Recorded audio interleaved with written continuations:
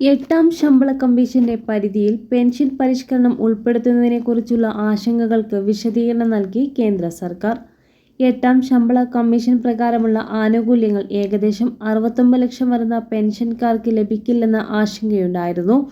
പാർലമെന്റിന്റെ ശൈത്യകാല സമ്മേളനത്തിൽ എട്ടാം CPCയുടെ ടേംസ് ഓഫ് റഫറൻസിൽ നിന്ന് പെൻഷൻ പരിഷ്കരണം ഒഴിവാക്കിയതിലുള്ള സംശയങ്ങൾക്ക് മറുപടി നൽകവേ മറ്റ് അലവൻസുകൾക്കൊപ്പം ഇതും ശമ്പള കമ്മീഷന്റെ ശുപാർശകളുടെ ഭാഗമാക്കുമെന്ന് ധനമന്ത്രി സഹമന്ത്രി പങ്കജ് ചൗധരി വ്യക്തമാക്കി.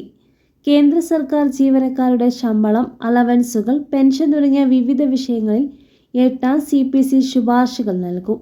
എട്ടാം ശമ്പള കമ്മീഷനിൽ നിന്ന് പെൻഷൻ പരിഷ്കരണം നീക്കം ചെയ്തതിനെക്കുറിച്ചുള്ള വ്യക്തത അവസാനിപ്പിച്ച് മന്ത്രി മറുപടി നൽകി.